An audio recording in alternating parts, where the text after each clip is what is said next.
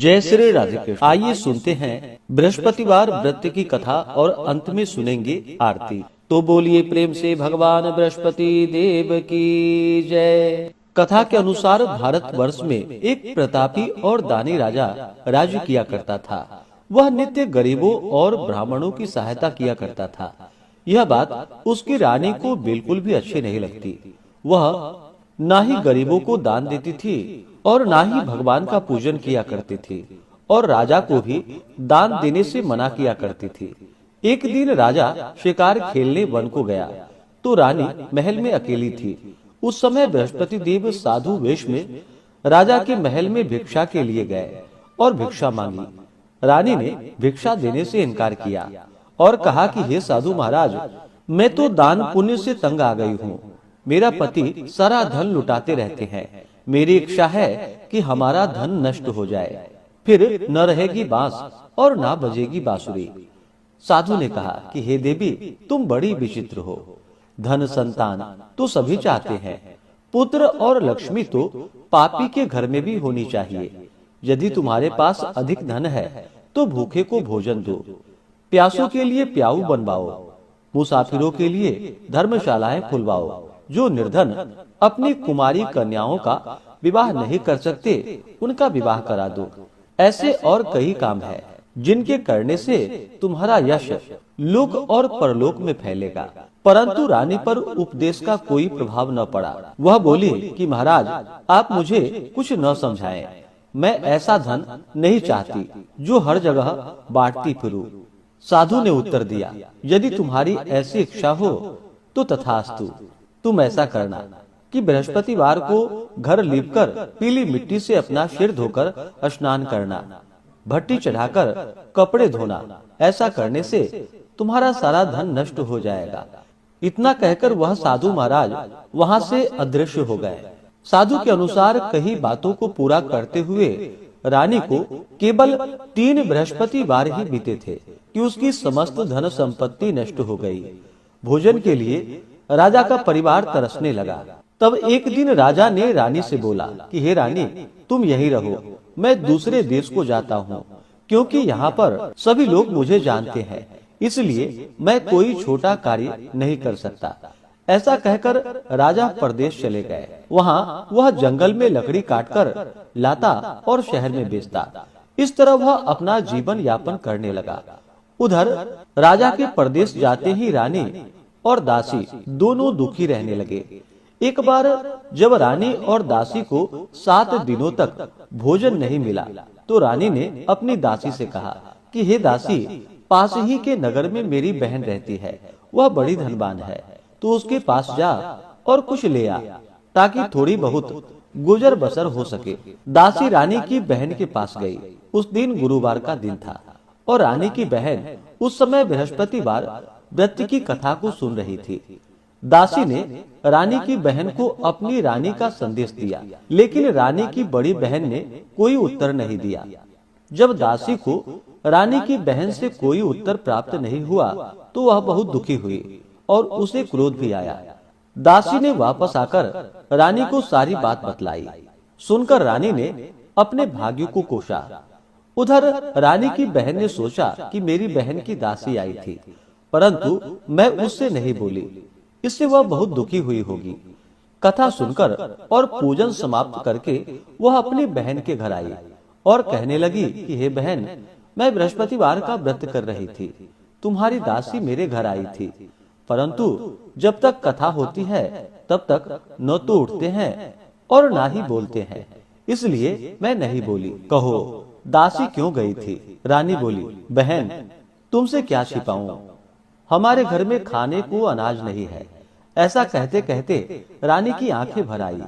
उसने दासी समेत पिछले 7 दिनों से भूखे रहने तक की बात अपनी बहन को विस्तार पूर्वक बतलाया। रानी की बहन बोली कि देखो बहन, भगवान बृहस्पति देव सबकी मनोकामनाओं को पूर्ण करने वाले हैं। देखो, शायद तुम्हारे घर में अनाज रखा हो।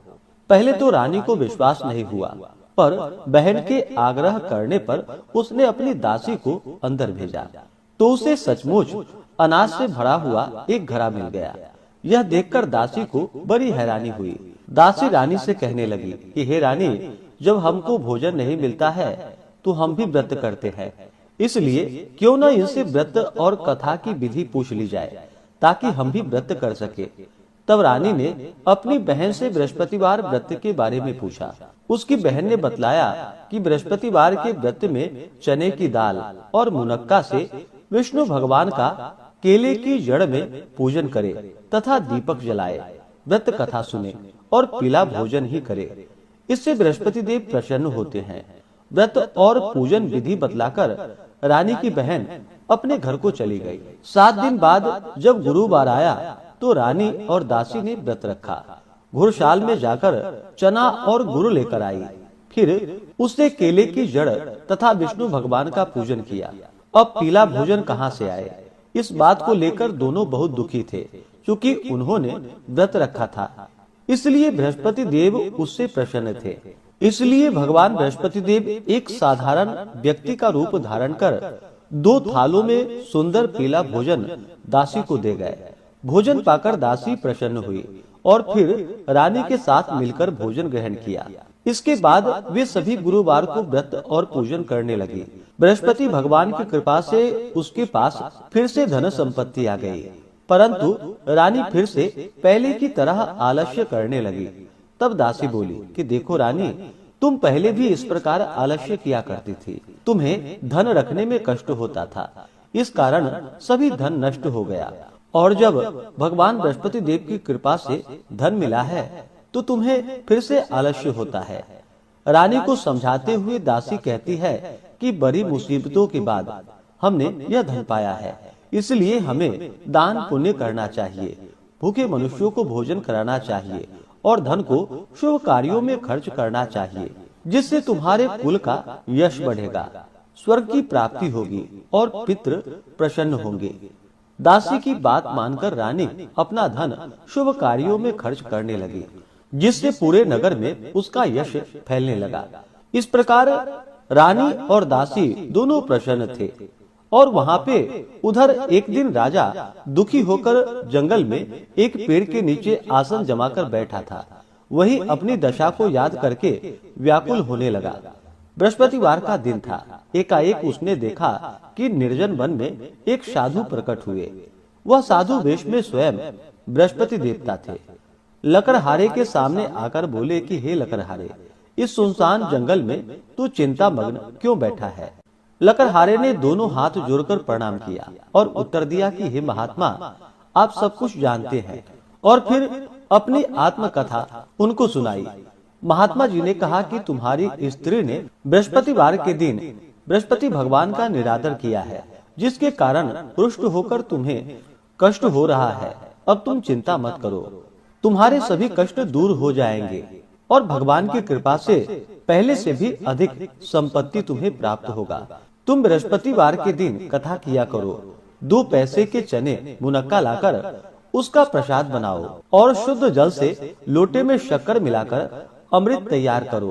कथा के पश्चात अपने सारे परिवार और सुनने वाले प्रेमियों में अमृत व प्रसाद बांटकर ग्रहण करो। ऐसा करने से भगवान तुम्हारी सभी मनोकामनाएं पूरी करेंगे। साधु के ऐसे वचन को सुनकर लकड़हारा बोला कि हे प्रभु, मुझे लकड़ी बेचकर इतना पैसा नहीं मिलता जिससे भोजन के उपरांत कुछ बचा सकूं। मैंने रात्रि में अपनी स्त्री को स्वप्न में व्याकुल देखा है। मेरे पास कुछ भी नहीं जिससे मैं उसकी खबर मंगा सकूं। साधु ने कहा कि हे लकड़हारे, तुम किसी बात की चिंता मत करो। बृहस्पति के दिन तुम रोजाना की तरह लकड़ियां लेकर शहर को जाओ। तुमको रोज से 2 गुना धन प्राप्त होगा, जिससे तुम भली भांति भोजन कर लोगे तथा बृहस्पति देव की पूजा का सामान भी आ जाएगा। इतना कहकर साधु अंतर ध्यान हो गए। धीरे धीरे समय बीतता चला गया। फिर वही बृहस्पतिवार का दिन आया। लकड़हारा जंगल से लकड़ी काटकर किसी शहर में बेचने के लिए गया। उसे उस दिन और दिन की तरह अधिक पैसा प्राप्त हुआ। राजा ने चना गुड़ आदि लेकर गुरुवार का व्रत किया। उस दिन से उसके सभी क्लेश दूर हो गए। परंतु जब दोबारा गुरुवार का दिन आया तो बृहस्पतिवार का व्रत करना भूल गया। इस कारण बृहस्पति भगवान नाराज हो गए। उस दिन उस नगर के राजा ने विशाल यज्ञ का आयोजन करवाया था तथा शहर में यह घोषणा करा दी थी कि कोई भी मनुष्य अपने घर में भोजन न बनावे, न आग जलावे। समस्त जनता मेरे यहाँ ही भोजन करे। इस आज्ञा को जो न मानेगा उसे फांसी की सजा दी जाएगी। इस तरह की घोषणा संपूर्ण नगर में करवा दी गई थी। राजा की आज्ञा अनुसार शहर के सभी लोग भोजन करने गए, लेकिन लकड़हारा कुछ देर से पहुंचा, इसलिए राजा उसको अपने साथ घर ले गया और ले जाकर भोजन करा रहे थे तो रानी की दृष्टि उस खूंटी पर पड़ी जिस पर उसका हार लटका हुआ था। वह वहां पर दिखाई नहीं दिया। रानी ने निश्चय किया कि मेरा हार इस मनुष्य ने चुरा लिया है। उसी समय सिपाहियों को बुलाकर उसको कारागार में डलवा दिया। जब लकड़हारा कारागार में पड़ गया और बहुत दुखी होकर विचार करने लगा, न जाने कौन से पूर्व जन्म के कर्म से मुझे यह दुख प्राप्त हुआ है, और उसी साधु को याद करने लगा कि जो उसे जंगल में मिला था। उसी समय तत्काल बृहस्पति देव साधु के रूप में प्रकट हुए और उसकी दशा को देखकर कहने लगे, अरे मूर्ख, तूने बृहस्पति देव की कथा नहीं करी, इसी कारण तुझे दुख प्राप्त हुआ है। अब चिंता मत करो। बृहस्पतिवार के दिन कारागार के दरवाजे पर 4 पैसे पड़े मिलेंगे, जिससे तू बृहस्पति देव की पूजा करना, तेरे सभी कष्ट दूर हो जाएंगे। और फिर बृहस्पतिवार के दिन उसे 4 पैसे मिले। लकड़हारे ने कथा कही। उसी रात्रि को बृहस्पति देव ने उस नगर के राजा को स्वप्न में कहा कि हे राजा, तुमने जिस आदमी को कारागार में बंद कर दिया है वह निर्दोष है, वह राजा है, उसे छोड़ देना। रानी का हार उसी खूंटी पर लटका है। अगर तू ऐसा नहीं करेगा तो मैं तेरा राज्य नष्ट कर दूंगा। इस तरह रात्रि के स्वप्न को देखकर राजा प्रातः काल उठा और खूंटी पर हार देखकर लकड़हारे को बुलाकर क्षमा मांगी तथा लकड़हारे को योग्य सुंदर आभूषण देकर उन्हें विदा किया। बृहस्पति देव की आज्ञा अनुसार लकड़हारा अपने नगर को चल दिया। राजा जब अपने नगर के निकट पहुंचा तो उसे बड़ा आश्चर्य हुआ। नगर में पहले से अधिक बाग, तालाब, कुएं तथा बहुत सी धर्मशाला, मंदिर आदि बन गई है। राजा ने पूछा, यह किसका बाग और धर्मशाला है? तब नगर के सब लोग कहने लगे, यह सब रानी और बांदी के हैं। तो राजा को आश्चर्य हुआ और वह राजा गुस्सा भी हुआ। जब रानी ने यह खबर सुनी कि राजा आए हैं तो उन्होंने बांदी से कहा कि हे दासी, देखो राजा हमको कितनी बुरी हालत में छोड़ गए थे। हमारी ऐसी हालत देखकर वह लौट न जाए, इसलिए तू दरवाजे पर खड़ी हो जा। आज्ञा अनुसार दासी दरवाजे पर खड़ी हो गई। राजा आए तो उन्होंने अपने साथ लिवा लाई। तब राजा ने क्रोध करके अपनी रानी से पूछा कि यह धन तुम्हें कैसे प्राप्त हुआ है? तब उसने कहा, हमें यह धन बृहस्पति देव के व्रत के प्रभाव से प्राप्त हुआ है। राजा ने निश्चय किया कि 7 रोज बाद तो सभी बृहस्पति देव का पूजन करते हैं, परंतु मैं प्रतिदिन दिन में 3 बार कहानी तथा रोज व्रत किया करूंगा।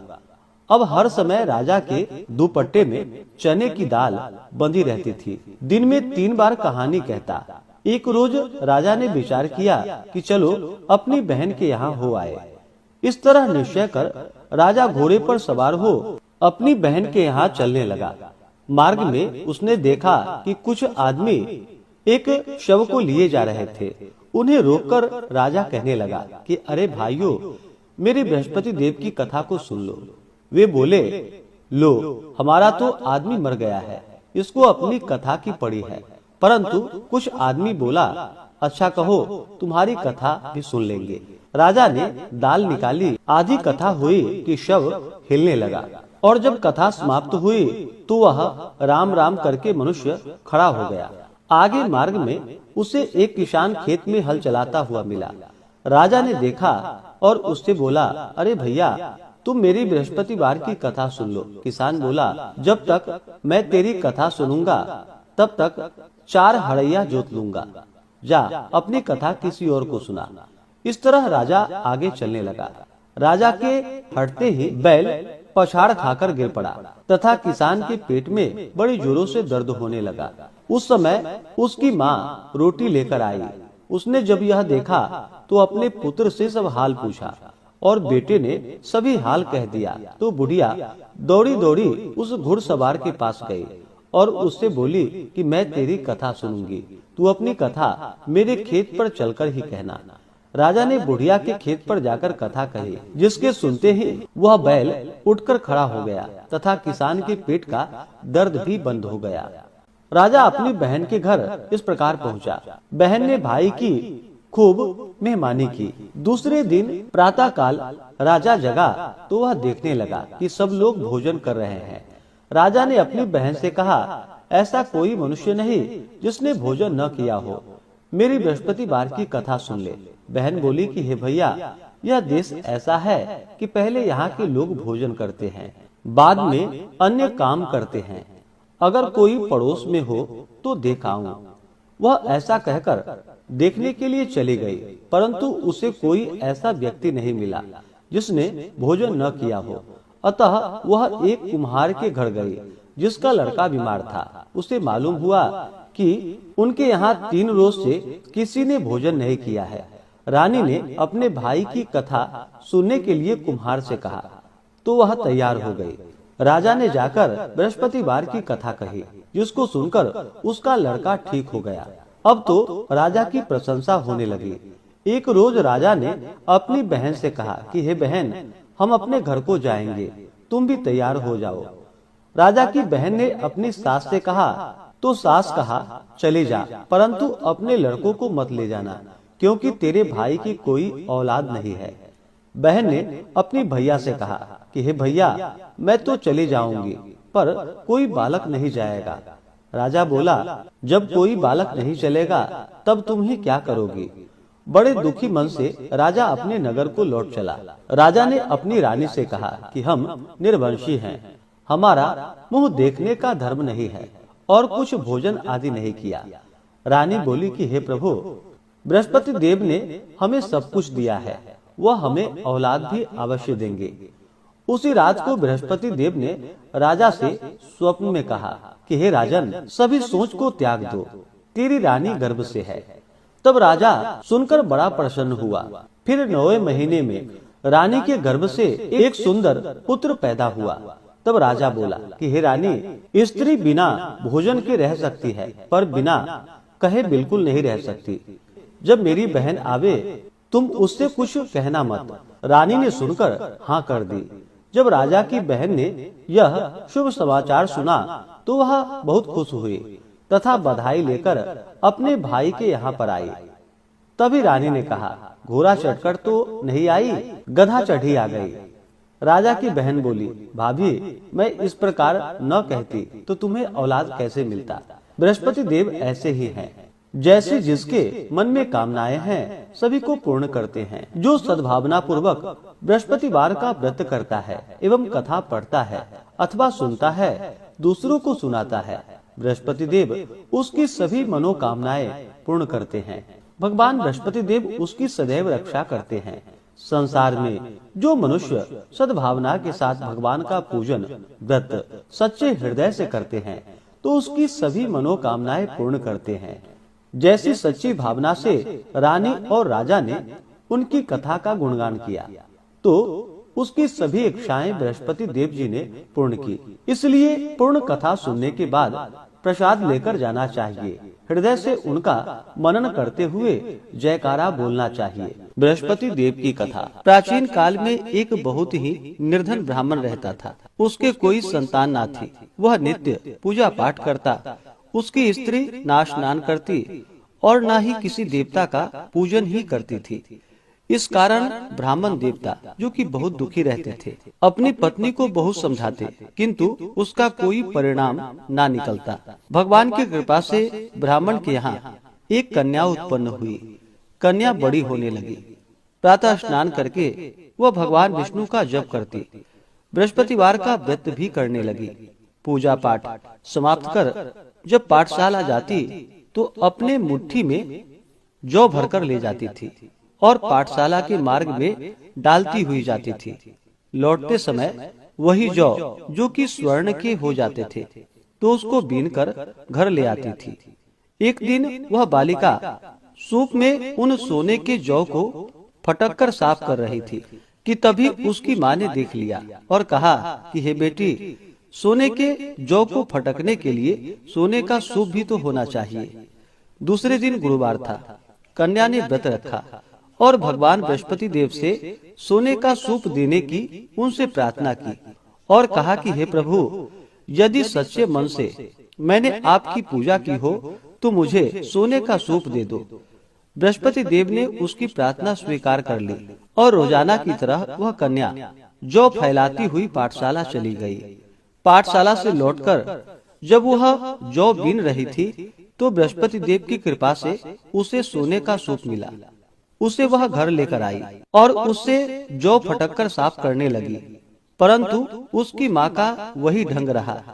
एक दिन की बात है, कन्या सोने के सूप में जब जौ को साफ कर रही थी, उस समय उस नगर का राजकुमार वहां से निकला। कन्या के रूप और कार्य को देखकर वह उस पर मोहित हो गया। राजमहल आकर वह भोजन तथा जल त्याग कर उदास होकर लेट गया। राजा को जब राजकुमार द्वारा अन्न और जल त्यागने का समाचार प्राप्त हुआ तो अपने मंत्रियों के साथ वह अपने पुत्र के पास गया और पूछा कि हे बेटा, तुम्हें किस बात का कष्ट है? किसी ने तुम्हारा अपमान तो नहीं किया अथवा कोई और कारण है? मुझे बतलाओ, मैं वही कार्य करूँगा जिससे तुम्हें प्रसन्नता की प्राप्ति हो सके। अपने पिता की बातें सुनकर राजकुमार बोला कि हे पिताजी, मुझे किसी बात का दुख नहीं है। किसी ने मेरा अपमान भी नहीं किया है, परंतु मैं उस लड़की के साथ विवाह करना चाहता हूँ जो लड़की सोने के सूप में जौ को फटककर साफ कर रही थी। राजकुमार ने राजा को उस लड़की के घर का पता भी बता दिया। मंत्री राजा के कहने पर उस लड़की के घर गया। मंत्री ने ब्राह्मण के समक्ष राजा की ओर से निवेदन किया और फिर कुछ ही दिनों के बाद ब्राह्मण की कन्या का विवाह राजकुमार के साथ संपन्न हो गया। और फिर क्या था, कन्या के घर से जाते ही ब्राह्मण के घर में पहले की भांति गरीबी का निवास हो गया। एक दिन दुखी होकर ब्राह्मण अपनी पुत्री से मिलने के लिए गया। बेटी ने पिता की अवस्था को देखा और अपनी माँ का हाल पूछा। ब्राह्मण ने सभी हाल कह सुनाया। कन्या ने बहुत सा धन देकर अपने पिता को वहाँ से विदा कर दिया, लेकिन कुछ ही दिनों के बाद फिर वही हाल हो गया। ब्राह्मण फिर से अपनी कन्या के यहाँ गया और सभी हाल कहा तो पुत्री बोली कि हे पिताजी, आप माताजी को यहाँ लिवा लाओ। मैं उन्हें यह विधि बता दूंगी जिससे कि गरीबी दूर हो जाए। ब्राह्मण देवता अपनी स्त्री को साथ लेकर अपनी पुत्री के पास राजमहल पहुँचे तो पुत्री अपनी माँ को समझाने लगी कि हे माँ, तुम प्रातः काल स्नान आदि करके विष्णु भगवान का पूजन करो और बृहस्पतिवार का व्रत करो तो तुम्हारी सभी दरिद्रताएं दूर हो जाएंगी। परंतु उसकी माँ ने उसकी एक भी बात नहीं मानी। वह प्रातः काल उठते ही अपनी पुत्री के बच्चों का जूठन को खा लेती थी। एक दिन उसकी पुत्री को बहुत गुस्सा आया। उसने अपनी माँ को एक कोठरी में बंद कर दिया और फिर प्रातः उसे स्नान आदि करा करके उससे पूजा पाठ करवाया। तब जाकर के उसकी माँ की बुद्धि ठीक हो गई। इसके बाद नियम से पूजा पाठ करने लगी और प्रत्येक बृहस्पतिवार को व्रत भी करने लगी।